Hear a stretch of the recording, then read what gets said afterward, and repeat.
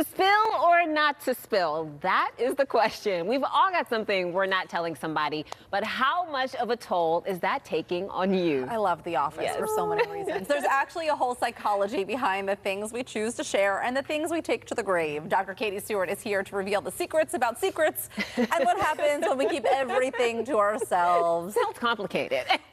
It is actually way more complicated than I even thought it was going to be. Okay, so I start telling you my strategy, which I will not divulge right now. And you said, did you actually do the research? Because that's what it is. So I did. Okay, so there's actually some research behind what happens. There's with way secrets. more research than I realized, but it has really changed in the last 10 years. Okay. Because they started researching secrets by manufacturing a secret. Right? Okay. Or telling people, do not reveal this thing about yourself in conversation, and then observing. The problem is that conflates secrets with concealing things in conversation. And we inhibit what we speak about all the time for different reasons. Sure. And a lot of secrets we don't have to actively conceal. And here's the real kicker. The secret starts before we have to conceal it. So the newer definition of a secret is that it starts with the intention to not divulge the information. Oh, so I just kept but you do anyway. Exactly. High five, friend. You did it, right. So the secret is born in the intention, not the act of keeping it. Interesting. All right, now, so what's the difference between a secret and privacy? Right. Excellent question. And a secret is, I have this intention, I am never telling anybody this, right? Or I am never telling that person this.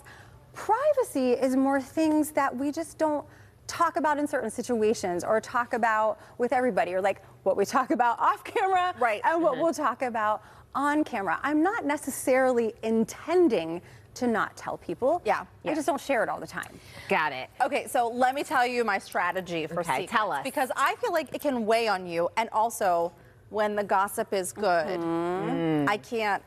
You can't I need to. So two things are true. One, my husband is a secret keeper.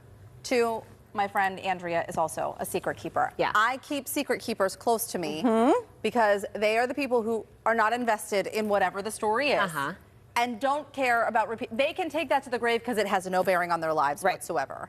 So it means nothing to them. But sometimes you gotta talk about the tea. You gotta talk about it. I'm that person. Like you can tell me something. And I will keep it for 100 years. Half the time I forget. But so everybody write this down. Do not tell Heather. Tell Mikey. Tell Frankie. Probably your best bet. This is actually true. I'm not going to tell everybody. I will tell someone. But you don't have to worry about it. You don't want to hold on to secrets because there's a lot of research now on what it does to you. One of my favorites is they set it up so they told people, think of a personal secret. They then judged how steep a hill was and how far a distance was. They judged steeper and further than the people who were allowed to reveal their secret before looking at that. Kids who keep secrets are actually shown to be lonelier, have lower self-control. People who just don't share information in general have worse health. They have more stomach upset, more headaches, more back pain. So it's good to let go of secrets, but you have to think about who you're telling.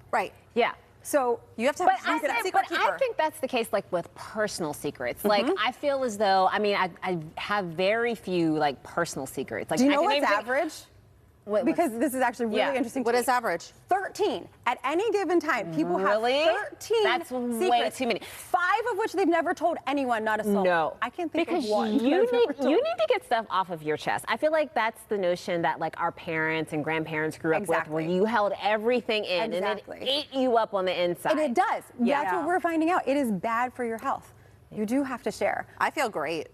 Because you're getting it out.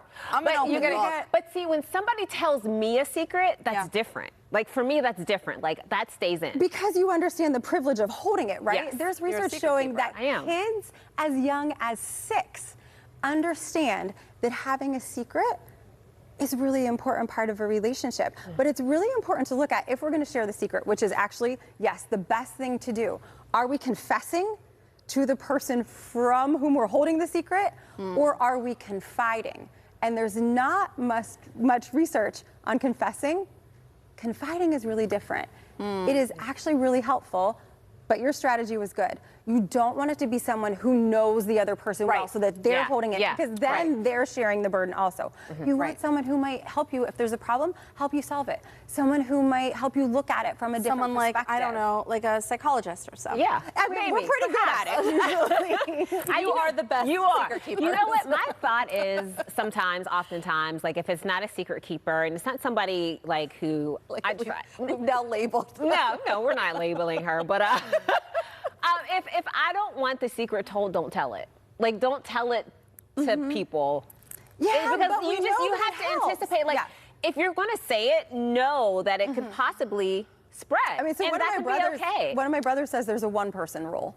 Yeah. I told him something once. He's like, I can't wait to tell Joe. I was like, what do you mean? I just told you this was a secret. And he said, no, you're always allowed to tell one person. One person. But you have to be careful of who that person is. Yeah. So there was also something else that I found really interesting about the new research. It's not necessarily the holding of the secret that causes all of the harm. It's how much our mind wanders to the secret. Like how much it's consuming us. Yes. So like a personal secret. Yes, so if the more our mind wanders to it, the lonelier we feel, the more isolated we feel, the more inauthentic we feel, the more uncertain we feel. Right. When we tell someone, the mind wandering decreases. Yeah. I'm pretty sure our producer told us 2 minutes ago to wrap. I swear, But the secret's out, and we couldn't keep the conversation to ourselves. Thank you so much, Dr. You're welcome. Stewart. I'll keep it a secret. So good. All right. If you're interested in booking a session with Dr. Katie Stewart, head to our website, kdka.com/talkpittsburgh.